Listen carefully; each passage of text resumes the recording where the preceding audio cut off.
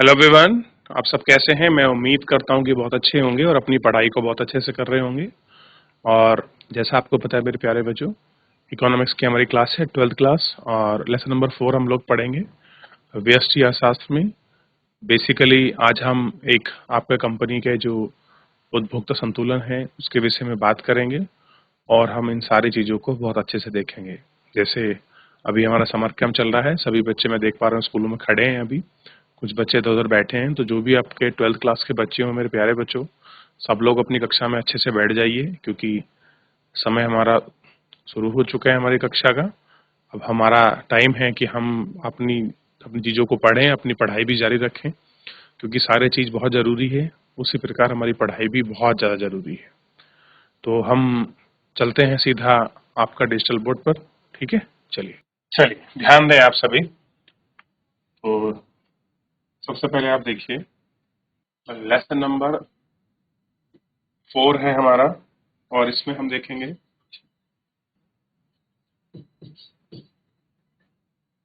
प्रतिस्पर्धा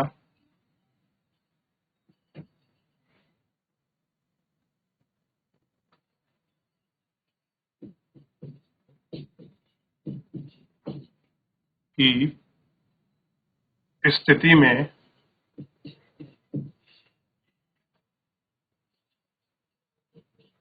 फर्म का सिद्धांत को हम लोग पढ़ेंगे। अगर कोई आपका टोटल कॉम्पिटिटिव है तो उसमें क्या प्रिंसिपल है किसी कंपनी के, इसको हम लोग आपका इनमें थोड़ा सा आपका देखेंगे। ठीक है, देखिए कुछ इसमें आपका महत्वपूर्ण बिंदु हैं जिन्हें आपको ध्यान रखना है, जिन्हें हम कह सकते हैं ये इसके स्मरणीय बिंदु हैं। और चैप्टर में मैंने आपको पढ़ाया भी है कि ये बिंदु हमेशा आपको ध्यान रखने हैं और ये किसी भी कंपनी की सबसे, या कह सकते हैं किसी फर्म का सबसे बड़ा इसमें होता है कि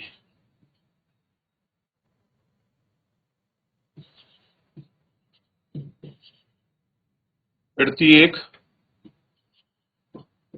फर्म को यह निर्णय लेना पड़ता है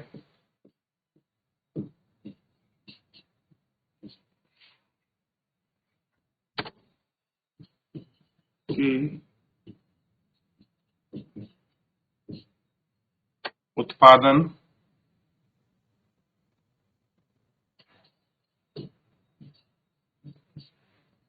कितना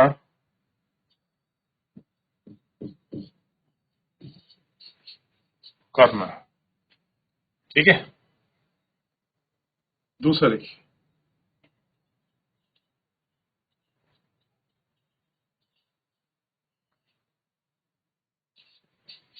यह मान्यता है कि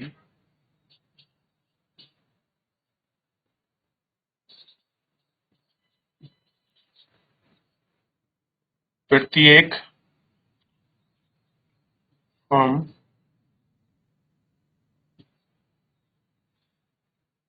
कठोर रूप से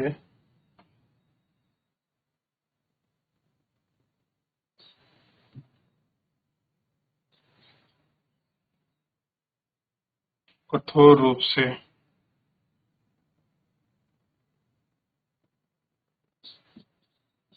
लाभ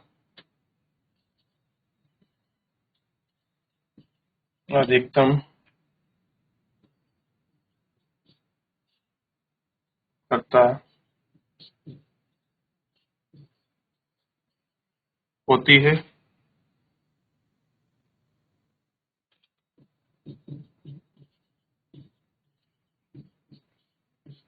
और ध्यान रखना, एक फर्म के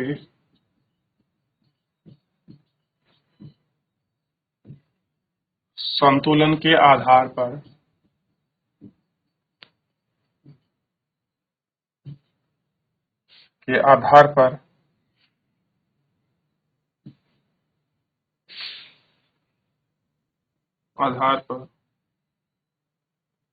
फर्म का फर्म का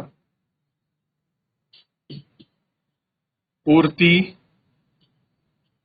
वक्र ज्ञात किया जाता है। और ध्यान रखना, व्यक्तिगत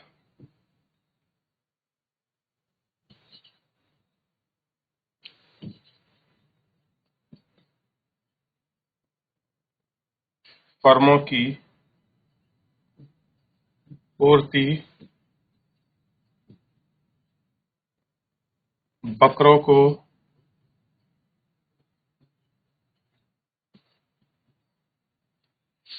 सामूहिक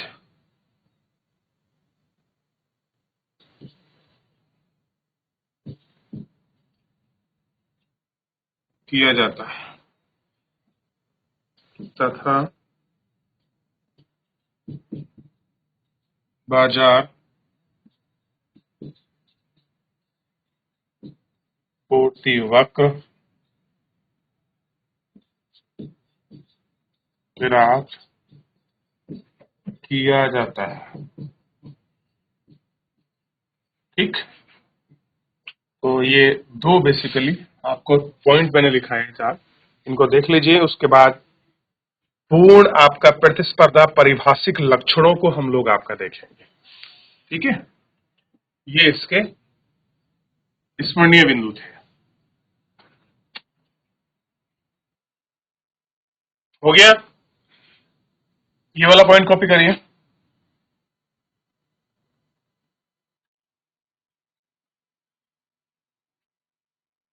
चलिए देखिए,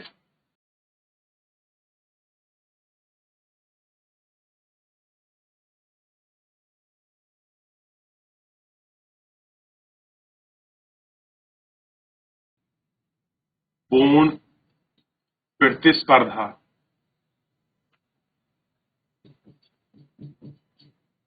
परिभाषिक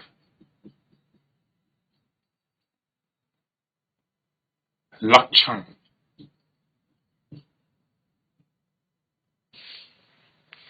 ठीक है, पूर्ण प्रतिस्पर्धा परिभाषिक लक्षणों को अगर हम देखें तो आप सबसे पहले इसमें देखिएगा, क्रेताओं यानी कि जो भी आपके खरीदार हैं, क्रेता और आपका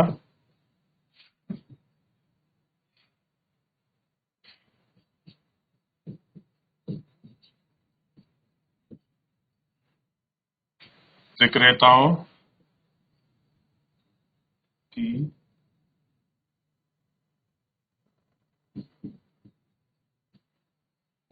बड़ी संख्या,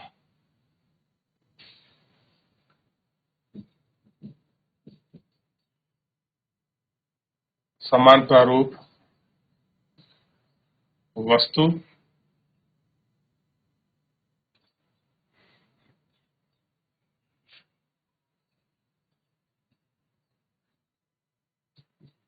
पूर्ण ज्ञान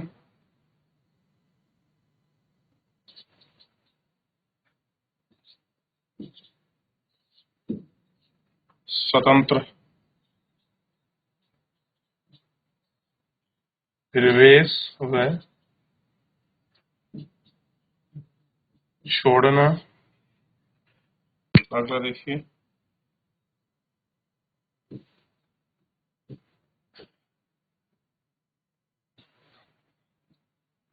पूर्ण गतिशीलता।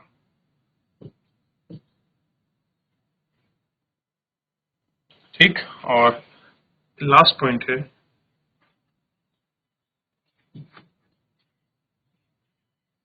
अतिरिक्त यातायात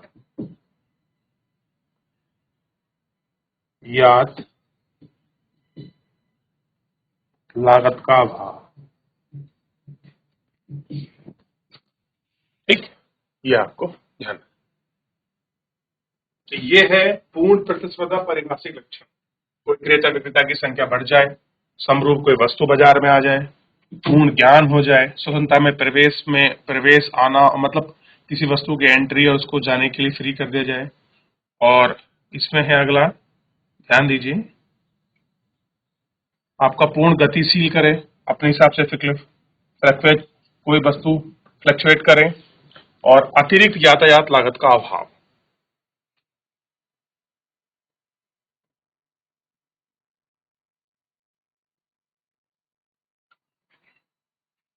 हो गया। चलो आगे देखते हैं।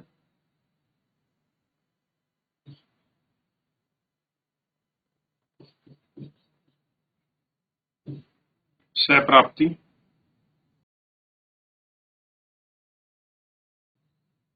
किसी वस्तु की बिक्री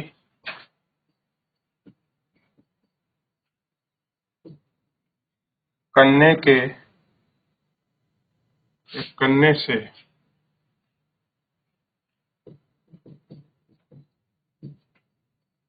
एक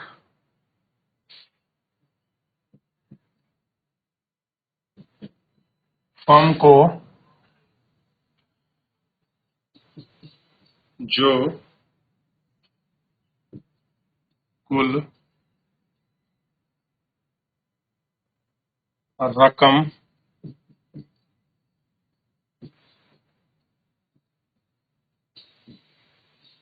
प्राप्त होती है उसे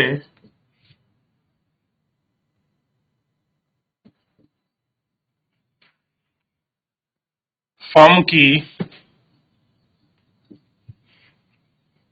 सहप्राप्ति कहा जाता है। क्या कहा जाता है? सहप्राप्ति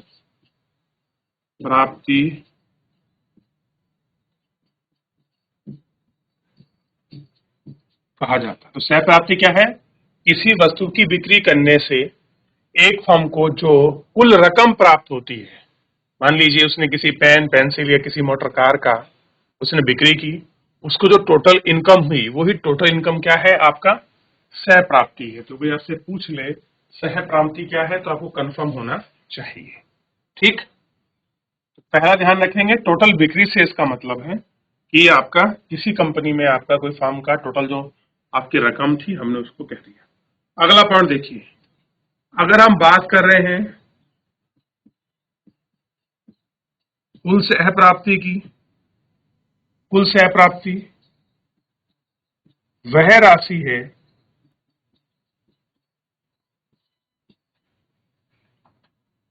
जो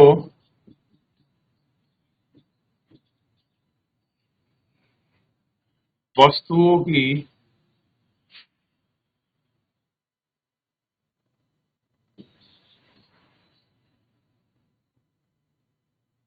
इकाई बेचकर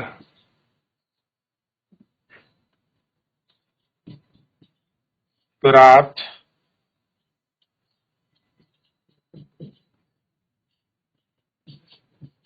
की जाती है।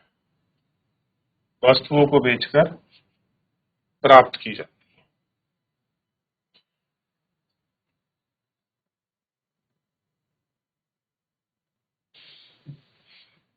और ध्यान रखिए,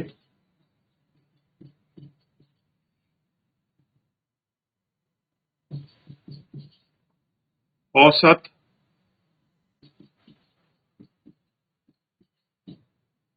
सहप्राप्ति से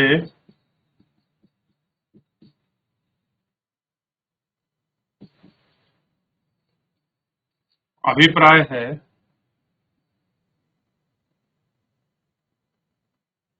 उत्पादन की उत्पादन की प्रति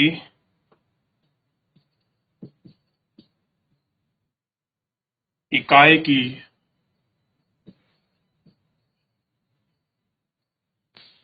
बिक्री से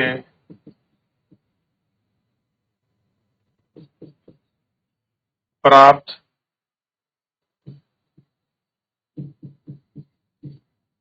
सप्राप्ति। ठीक, तो पहला कंफर्म होना चाहिए कि सहप्राप्ति किसे हैं। कुल सहप्राप्ति वह राशि है जो किसी वस्तु की इकाई बेचकर प्राप्त की जाती है। तो टोटल पूछ ले सहप्राप्ति क्या है, ये कंफर्म होना चाहिए। और दूसरा आपका एवरेज पूछ रहा है, तो उत्पादन की प्रति इकाई की जो बिक्री है उसी को हम एवरेज में, तो इसको लिखिए पहले फिर आगे बढ़े।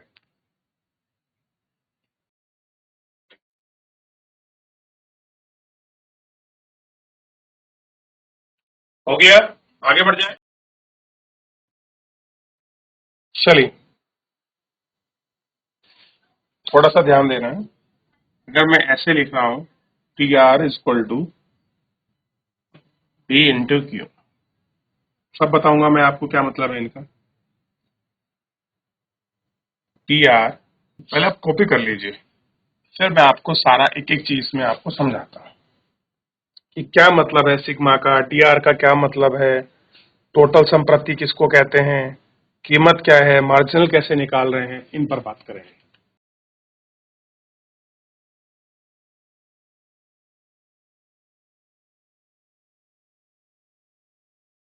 हो गया बच्चों? चलिए,